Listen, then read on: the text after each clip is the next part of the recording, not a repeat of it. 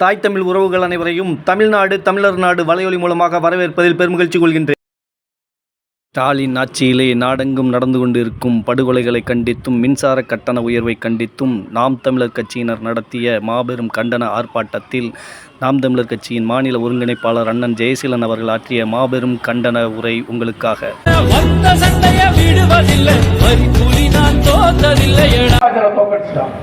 காமராஜரை தோக்கடிச்சு வெங்காயங்களா தோத்து போனது நீங்களா? தோத்து போனது நீங்க, காமராஜர் கிடையாது. அவருக்கு தோத்து போறாரு. நீங்க கொடுத்த வாக்க வச்சுக்கிட்டு அவர் முதலமைச்சராகி கோடி கோடி இடம் சொத்து வாங்கியிருக்கிறாரு, ஏக்கர் கணக்கில் இடம் வாங்கி போட்டிருக்காரு. கடைசி அவர் வச்சிருந்தது என்ன? வேட்டி சட்டை 4 செட்டு, ஒரு ஜோடி செருப்பு, 101 ரூபாய் காசு.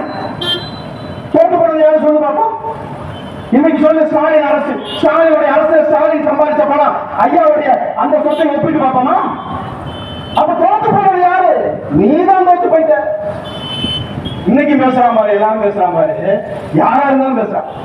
எப்ப காமராஜரை நீங்க தோக்கடிச்சு எவ்வளவு நாள் ஆயிடுச்சு? காமராஜர் ஆட்சி நடந்து அரை நூற்றாண்டுக்கு மேல ஆயிடுச்சு. இன்னமும் சொல்றான் யாரு? கருணாநிதியை தலைவராக கொண்டிருக்கக்கூடிய திமுகவும் சொல்லுது நாங்க காமராஜர் ஆட்சி அமைப்போம்.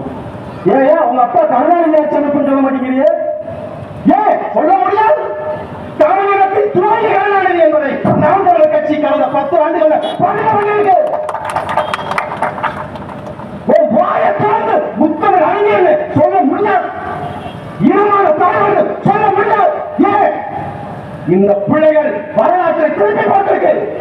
எங்கென்றைக்கும் காலகாலத்திற்கும் கருணாநிதி என் இனத்தின் தலைவராக ஆள முடியாது. இனத்தை கொண்டவன் என் இனத்தின் அறிஞர், என் இனத்தை கொண்டவன் முத்தமிழ் அறிஞர், என் இனத்தை கொண்டவன் இனமான தலைவர். இதை கூட தொடச்செடுக்க முடியல. நாங்க என்ன பிரபாகரன் பிள்ளைகள்? நாங்க என்ன பிரபாகரன் பிள்ளைகள்? 13 கோடி தமிழ் தேசியத்தின் ஒரே தலைவன், ஒப்பற்ற தலைவன் எங்கள் தலைவன் பிரபாகரன் தான் என்பதை வரலாற்றில் ஆவணங்களில் பதிவு செய்வோம். வெறுமனையா இந்த முதலமைச்சர் நாற்காலிக்கு அமைச்சு என்னைக்காவது அமைச்சராயிருவோம், என்னைக்காவது சட்டமன்ற உறுப்பினர் ஆயிடுவோம், என்னைக்காவது மேயர் ஆயிரும், என்னைக்காவது கவுன்சிலர் ஆயிரும் திடீர் அரசியல் பண்றோம்னு நினைக்கிறியா? எங்களுடைய தலையாரி அரசியல் என்ன தெரியுமா? இந்த வரலாற்று ஆவணங்களிலே கருணாநிதியை என் இனமான தலைவன் சொன்னா அதை அடிச்சு விட்டு பிரபாகரன் தான் எழுதி வச்சிருப்ப அரசியல் தான் என்னுடைய அரசியல். அப்புறம் தான் நான் முதலமைச்சர், அமைச்சர், சட்டமன்ற உறுப்பினர், உனக்கு சேவை செய்யறதுலாம் அப்புறம் தான். வரலாற்றை படிக்காத எந்த இனமும் வரலாற்றை படிக்க முடியாது. வரலாற்றை போட்டி போடாத எந்த இனமும் வரலாறு எழுத முடியாது. அதைத்தான் என் தலைவன் சொன்னான், வரலாற்றை படி, வரலாற்றை படை, வரலாறாகவே வா என்றான் இன்னுயிர் தலைவன். ஆகவேதான் அவனே தலைவன் என்று அந்த வரலாற்றிலே எழுதக்கூடிய பிள்ளைகள். இத்தனை படுகொலை நடந்திருக்கேன், எங்கேயாவது அசந்து இருக்காயா? எதுவுமே நடக்காத மாதிரி, எதுவுமே தெரியாத மாதிரி, ஏதோ பக்கத்து மாநிலத்தில் நடக்கிற மாதிரி. ஏதாவது செய்தியாளர்கிட்ட வந்து பேசுறாரா? பேச மாட்டாரு. ஏன் பேச தெரியாது? அவர் பாட்டுக்கு சுதந்திர தினத்தை டிசம்பர் 15 சுதந்திர தினம் ஐயோ ஜனவரி 15 ஐயோ சுதந்திரமே வாங்கவே சொன்னாலும் சொல்லுவார். அப்படி ஒரு முதல்வர் தேர்ந்தெடுத்து எவ்வளவு ஒரு கேவலமான அரசியலை என் மக்கள் செஞ்சுட்டு இருக்காங்க பாருங்க. புள்ளி விவரங்கள் சொல்லுது 31 நாள்ல 133 கொலைகள் என்று. அதற்கு ஒரு பதில் மிஞ்சி போன என்ன பதில் சொல்லுவாங்க? அதிமுக ஆட்சி காலத்துல 31 நாள்ல 150 கொலை, எங்க 133 தான், கொஞ்சம் கம்மி தான் அப்படின்னு. நாங்க அந்த வெங்காயத்தை சேர்த்துதான் பேசுறோம், அந்த அதிமுக வெங்காயங்களையும் சேர்த்துதான் பேசுறோம். அங்கிட்டு 1000 ரூபாய் தூக்கி வீசுறது, இங்கிட்டு பஸ்ல போறது எல்லாம் இலவசங்கிறது, எல்லாத்தையும் செஞ்சுட்டு இப்ப என்ன மின்சார கட்டணத்தை உயர்த்திச்சு. யார் போராடுவ? பஸ்ல போற மகளிர் போராடுவீங்களா? மாதம் 1000 ரூபாய் வாங்குறீங்களே, போராடுவீங்களா? மின்சார கட்டணம் பயங்கரமா உயர்ந்துருச்சு. ஏன் உயர்ந்துச்சுனாலும் தெரியுமா உங்களுக்கு? விடுங்க. எல்லாத்தையும் சகிச்சு சகிச்சு பழகிட்டீங்க. சாலை சரியில்லையா குண்டு முழியில் ஏறி போயிடுறது பழகியாச்சு. தண்ணி வரலையா காசு கொடுத்து தண்ணி வாங்கிக்கோ பழகியாச்சு. அரசு பள்ளி தரமா இல்லையா காசை கொடுத்து பொருளாதாரத்தை விட்டால் சம்பாதிச்சு உழைச்சு கொண்டு போய் தனியார் பள்ளிக்கூடங்கள்ல கொடுத்து பழகியாச்சு. எல்லாமே பழகிற மாதிரி இதுலயும் பழகியாச்சு. இப்ப மாதம் மின்சார கட்டணம் உயர்ந்துடும், அதையும் கொண்டு போய் கட்டி பழகிடுவா. ஆனால் காரணத்தை புரிந்து கொள். ஏன் உனக்கு இந்த நிலை, ஏன் மின்சார கட்டணம் உயர்ந்தது என்பதை நீ புரிஞ்சுக்கணும். இப்ப சட்டமன்ற சிகிச்சை நாம் தமிழர் கட்சி வந்து அப்படியே ஆர்ப்பாட்டத்தை தமிழ்நாடு முழுக்க மாவட்ட தலைநகர்களை போட்டோடனே உடனே ஐயா எந்திரிச்சு திருத்தல் ஓடி போய் சட்ட ஒழுங்கை சரி செய்ய போறாரா? அவ்வளவு நல்லீங்க இல்ல. மின்சார கட்டணத்தை குறைங்க. நாம் தமிழர் கட்சி தமிழகம் மாவட்ட தலைநகரங்கள் எல்லாம் ஆர்ப்பாட்டம் நடத்திடுச்சு. ஐயோ அடுத்த நாள் காலையில் நாளைக்கு திங்கட்கிழமை காலையில இருந்து குறைச்சிருங்க அப்படி குறைக்க போகுதா? இல்ல. அப்ப எதுக்கு இப்ப போராடுற நீங்க ஒரு கேள்வி கேட்கலாம். நடந்து கொண்டிருக்கக்கூடிய துன்ப துயரங்களை என் மக்களிடத்தில் தெரிவிப்பதற்காக தான் இந்த ஆர்ப்பாட்டம். தெரிஞ்சுக்க. எதனால மின்சார கட்டணம் கூடுது? எதனால? அதானிங்கிற அதானிங்கிற ஒரு குடும்பம் வாழ்வதற்காக ஒவ்வொரு வீட்டிலையும் இன்னைக்கு நீ வந்து மின்சார கட்டணத்தை அதிகமாக கொடுக்க போற. இதை தட்டி கேட்கிற உரிமை ஆற்றலுக்கு கடமை ஆற்றலுக்கு தமிழக அரசுக்கு இருக்கு. கேட்கணும் கேட்காது. ஏன் கேட்காது? அதான் பங்கு. வெறும் 28 ரூபாய்க்கு இந்தோனேசியாவிலிருந்து சென்னை துறைமுகத்திற்கு வந்தடைய வேண்டிய நிலக்கரி அதானி என்பவர் 91 ரூபாய்க்கு விற்கிறார்.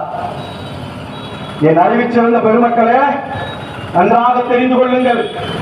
நிலக்கரியிலே அதானி செய்த ஊழல், அதானி முறைகேடாக பொருளாதாரத்தில் ஈட்டியனுடைய விளைவு நீ ஒவ்வொரு தனம் மின்சார வாரியத்திற்கு பணம் கட்ட அதிகமா. இந்தோனேசியாவிலிருந்து சென்னைக்கு வரக்கூடியது வெறும் 28 ரூபா. அதை என்ன செய்யறாரு அந்த அதானி?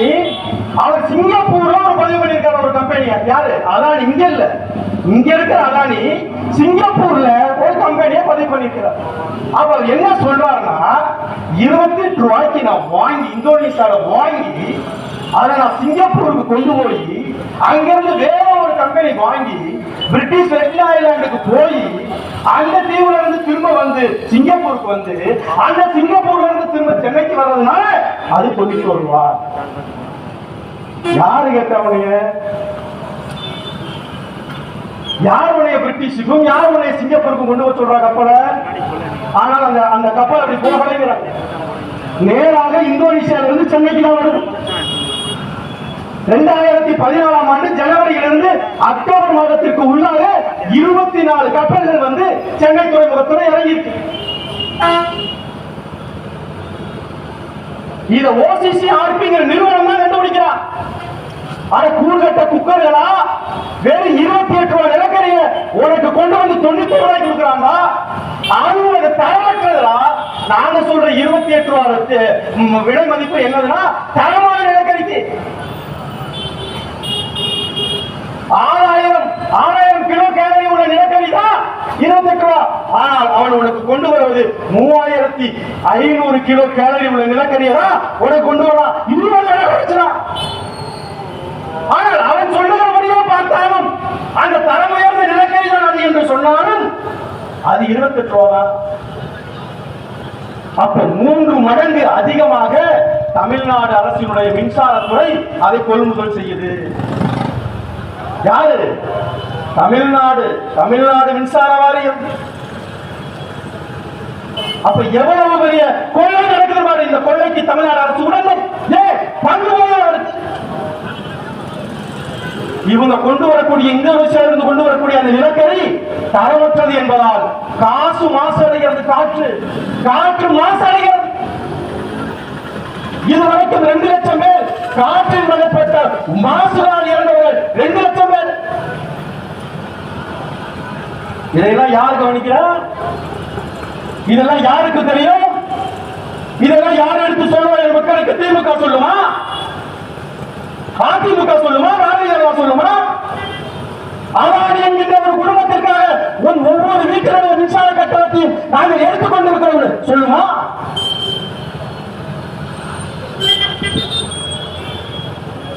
அப்ப இதையெல்லாம் தெரிந்த பிள்ளைகள் இந்த அரசியல் தளத்துல உங்ககிட்ட ஒரு அரசியலை எடுத்து வைக்கிறோம். இதையெல்லாம் சொல்றது யாரு? நாம் தமிழர் கட்சி இல்ல. இந்த அதானியுடைய ஊழலை சொல்வது நாம் தமிழர் கட்சி அல்ல, அண்ணன் சீமான் அல்ல, OCCRP சொல்லுது. Organisation of crime corruption project ரிப்போர்ட்ல கொடுக்குறோம். ஆனா அந்த ரிப்போர்ட்டை கொண்டு போய் மும்பை நீதிமன்றத்தில் கொடுக்கும்போது அந்த வழக்கு நிராகரிக்கப்படுது. ஏன்? சிங்கப்பூர் உள்ள கம்பெனி, அதை பத்தி நீங்க மனு போட முடியாது. அப்ப எவ்வளவு நுட்பமா அதானி இங்க தொடராம ஏன் சிங்கப்பூர்ல தொடங்கியிருக்காங்க இப்ப புரியுதா? இப்ப இவனுக்கெல்லாம் சேர்த்து இன்னைக்கு நீ மாசம் பணம் கட்டப்படும். முதல் முறை என்ன பண்ணிருக்கான்? வீட்டு கரண்டுகளுக்கு மட்டும் பண்ணிருக்கான், வீட்டு மின்சாரத்துக்கு மட்டும். ஏன் தெரியுமா? வணிகங்களுக்கு பண்ணல. அதை பாரு, நீ வேணா வேடிக்கை பார்த்துட்டு ஒரு மாசத்துல பண்ணுவான், 2 மாசத்துல பண்ணிடுவான். ஏன்? இல்லைன்னா ஒட்டு மொத்தமா போராடுவேன். அப்ப என்ன பண்றது? பிரித்தாளும் சூழ்ச்சி. முதல்ல உனக்கு மட்டும் ஏற்கிறது, இந்த விஷயத்தை முடிச்சுறது. அதற்கு அடுத்தபடியா வணிக கட்டணம் போறாம அதையும் உயர்த்துவான். டீசல், பெட்ரோல், மின்சாரம் உயர்ந்துச்சுன்னு வை, எந்த பொருளா இருந்தாலும் கள்ள மிட்டாயில இருந்து கல்கண்டல இருந்து எல்லாமே விலை. ஏன்? எல்லாமே டீசல், பெட்ரோல், மின்சாரம் இல்லாம உற்பத்தி கிடையாது, கொண்டு போய் சேர்க்க முடியாது. டீசலும் பெட்ரோலும் மின்சாரம் உயர்ந்து விட்டால் அடிப்படை தேவைக்கான அத்தனை பொருட்களுடைய விலையும் உயர போகிறது. எழுதி வச்சு இது முன்னேற்றம். முதல்ல வீட்டில் இருக்கக்கூடிய மின்சார கட்டணங்களை மட்டும் போட்டு இருப்பது. செந்தில் பாலாஜி சொல்றாரு, அந்த நிலக்கரி வந்துச்சு பாத்தீங்களா அதானிட்ட இருந்து. செந்தில் பாலாஜி சொல்றாரு 2.8 லட்சம் டன் நிலக்கரியை காணும். 2.85 கிலோ நிலக்கரியை காணும் சொல்லல, 2.85 லட்சம் டன் நிலக்கரியை காணும். இந்த வடிவேலு சொல்லுவார்ல கணத்தை காணும்னு, அது மாதிரி நம்மால செந்தில் பாலாஜி சொல்லியிருக்கிறார். அவர் அமைச்சராக இருந்தப்ப காணா போயிடுச்சான். இதை எப்படி கட்சியில் இருக்காரு செந்தில் பாலாஜி? கருணாநிதியின் கட்சியில் இருக்கிறாரு. கருணாநிதி கிட்ட நீதிபதி கேட்கிறாரு, வந்த சர்க்கரை எங்கே? சர்க்கரை மூடைகளிலே சர்க்கரை இல்லையே, சர்க்கரை எங்கே அப்படின்னு கேட்கிறாரு. கருணாநிதி சொல்லியிருக்கிறாரு, எறும்பு தின்றுச்சு.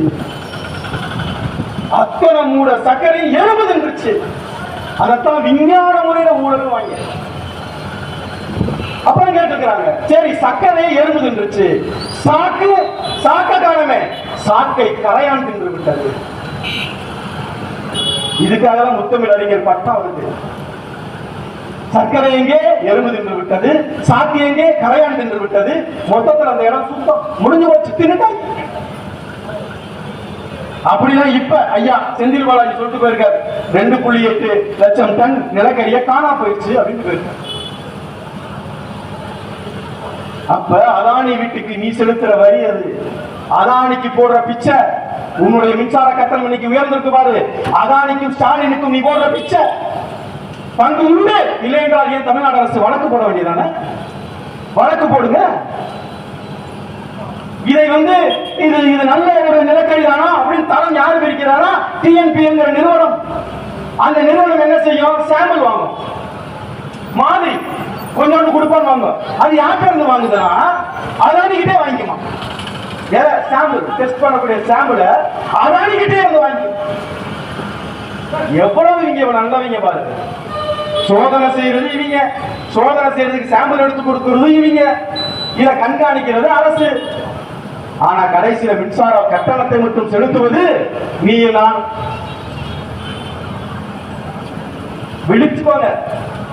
பிள்ளைகள் கத்துறது உடனே அரசு தெரிஞ்சிருங்கிறது கிடையாது, உடனே படுகொலைகள் நின்றும் கிடையாது. நான் பேசிக் கொண்டிருக்கிற இதே நேரத்தில் தமிழ்நாட்டில் ஏதோ ஒரு இடத்துல ஒரு படுகொலை நடந்து கொண்டிருக்கிறது. புள்ளி விவரங்கள் சொல்லுகிறது, விருதுநகரில் மட்டும் 71 படுகொலைகள், மதுரையில் மட்டும் 123 படுகொலைகள், சென்னையில் மட்டும் 239 படுகொலைகள், மொத்தமாக எல்லா மாவட்டங்களையும் சேர்த்து 1991 படுகொலைகள். உன் வீட்டில் நடக்காத வரைக்கும் உனக்கு தெரியல, உன் வீட்டில் நடக்காத வரைக்கும் அது உனக்கு புரியல. 2 பேரை என்கவுண்டர் போட்ட அடுத்த நாளே கொலை நடக்குது, அதுக்கு அடுத்த நாளே கொலை நடக்குது. மதுரையில் தொடர்ச்சியாக 3 இருக்கிற கொலைகள். தம்பி பாலசுப்ரமணியன் இறப்பதற்கு முன்பதாக திருமங்கலத்தில் ஒரு முள்ளாட்டியை கொள்றாங்க. தம்பி பாலசுப்ரமணியனை கொள்றான். அதுக்கு அடுத்த நாள் மதுரை சிக்கந்தர் சாவடி ஆதவையில 2 ஆட்டோக்காரர்கள் சண்டை. ஒரு ஆட்டோக்காரர் அந்த இடத்துல வெட்டி கொள்றான். இப்ப எல்லாம் என்ன தெரியுமா? கத்தி எடுத்து குத்திட்டான், கத்தி எடுத்து வெட்டிட்டான், அப்படிலாம் கிடையாது. நாடு முன்னேறிடுச்சு. போட்டு தள்ளிட்டான், ஸ்பாட்ல ஆள் காடி. இதுதான் ஏன் நாடு வளர்ந்துருக்கு. எப்படி வளர்ந்துச்சு? அப்படிப்பட்ட அரசியல் தலைமையில இருக்கு, வளர்ந்துருச்சு. குத்துனா வெட்டிட்டான் கிடையாது, கொண்டுட்டான். நீ சமீபத்துல பாரு, இதை கொள்றவங்களா நீ சமீபத்துல பாரு. சரியா பாத்தீங்கன்னா இந்த கழுத்துக்கு மேல மட்டும்தான் புரியுது. அது ஆக்ஷான் கொலையா இருக்கட்டும், பாலசுப்ரமணியன் கொலையா இருக்கட்டும், வேற எங்கேயுமே வெட்டு இல்லை. தம்பி பாலா உடலை நான் போய் பார்த்தேன், கையில ஒரு வெட்டு இருந்துச்சு, இந்த கையில ஒரு வெட்டு இருந்துச்சு. அது எதுனா தடுக்கும் போது வெட்டப்பட்டது. ஆனால் கொலையாளிகளுடைய நோக்கம் அதுவல்ல. ரொம்ப தேர்ச்சி பெற்றுக்கிறான், ரொம்ப பயிற்சி கொடுக்கிறான். எங்கேயோ வச்சு பயிற்சி கொடுக்கிறான், யார் கொடுக்குறான்னு தெரியல. சரியா தலை மட்டும்தான் அவனுக்கு கணக்கு, தலை மட்டும்தான் கணக்கு.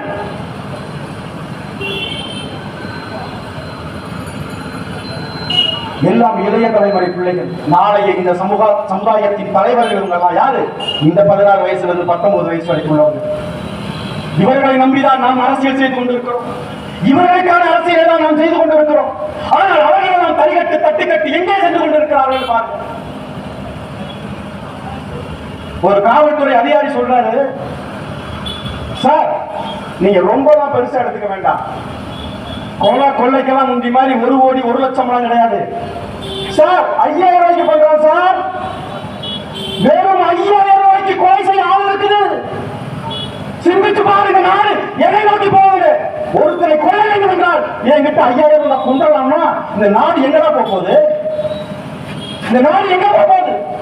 மதுரையில 16 நாள் 10 கொலை, 14 நாள் 10 கொலை. ரொம்ப நாள் கிடையாது. 16 நாளுக்கு 16 ஆகிறதுக்கு 14 நாளில் 32 கொலை நடப்பதற்கு ரொம்ப நாள் இல்லை. சொல்வ சாதாரணமான போதைப் பொருட்கள் புழக்கத்தில் இருக்கு. படிக்கிற பிள்ளைகள் இந்த உலகத்துக்கு கீழே வைக்கிற போதைப் பொருளை வச்சுட்டு வந்து வகுப்பறையில உட்காரலாம். வரும்போதே வாங்கிட்டு வந்து உடம்பு கீழே வச்சுட்டு வகுப்பறையில உட்காரக்கூடிய மாணவர்களை இந்த சமுதாயத்திலே நாம் பயிற்றுவித்துக் கொண்டு இருக்கிறோம், பயிற்சி கொடுத்துக்கிட்டு இருக்கிறோம். கடந்த 3 ஆண்டுகளாக மிகப்பெரிய அளவில் போதைப் பொருள் புழக்கம் நடந்து கொண்டிருக்கிறது. இதையெல்லாம் நாம் தமிழர் பிள்ளைகளால் சொல்ல மட்டும்தான் முடியும். ஏனென்றால் நாங்கள் அரசியல் அதிகாரத்திலே இல்லை, அதை தடுக்கிற இடத்திலே நாங்கள் இல்லை. நாங்கள் சொல்லுகிற ஒரு இடத்திலே, உரைக்கக்கூடிய இடத்திலே உண்மையை உரைக்க சொல்லி, உறுதியாக சொல்லி, இறுதியாக உங்கள் இடத்திலே முழக்க முடிகிற இடத்திலே தான் நாங்கள் இருக்கிறோம். படித்துக் கொள்ளுங்கள், நாங்கள் சொல்லுகிற பாடங்களை படித்துக் கொள்ளுங்கள். இப்படியே போனால் நீங்களும் நானும் நினைத்தால் கூட, நாளைக்கு நாம் தமிழர் அரசே வந்தால் கூட தடுக்க முடியாத அளவுக்கு இது புறையோடி போயிடும்.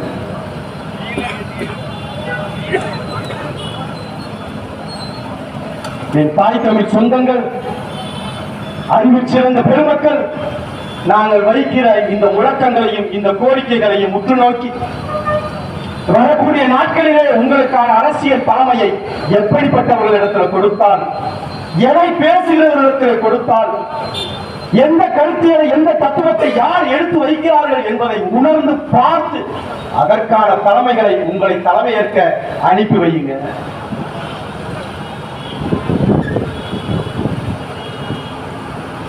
அரசியல் மன்றத்தில் எத்தனையோ தோல்விகளை கண்டாலும் மீண்டும் மீண்டுமாக உங்களிடத்தில் உங்கள் பிள்ளைகள் வந்து நிற்பதற்கு காரணம், எங்களால் முடிந்தவரை உங்களுக்கு போதித்து விட்டு போக வேண்டும்.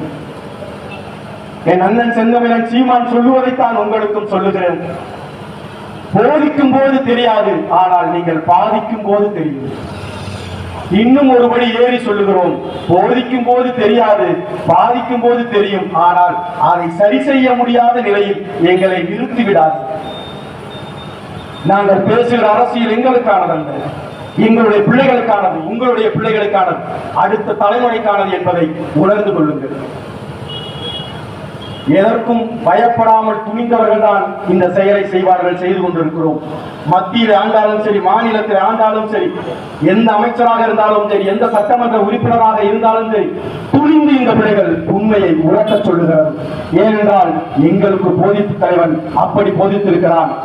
சாக பயந்தவன் சரித்திரமாகிறான், சாக துணிந்தவன் சரித்திரமாகிறான் என்று நாங்கள் சாக பயந்த சரித்திரர்கள் அல்ல, நாங்கள் சாக துணிந்த சரித்திரர்கள் என்று சொல்லி இலக்கு ஒன்றுதான் இனத்தின் விழித்துக் கொள்ளுங்கள். என் தமிழ் சமூகமே, உறவுகளாய் நீங்கள் உணர்வுகளாய் நின்று நாம் தமிழர் கட்சியை வலுப்படுத்துங்கள். உங்கள் தலைமுறை பிள்ளைகளுக்கு நல்ல ஒரு வாழ்வை அளிக்கிறோம் என்றால், நல்ல ஒரு தேசத்தை உருவாக்க வேண்டும் என்றால் இலக்கு ஒன்றுதான், இனத்தின் விடுதலை என்று நிற்கக்கூடிய இந்த பிள்ளைகளோடு இணைந்து கலந்து கொள்ளுங்கள். நன்றி, வணக்கம். நாம் தமிழர்.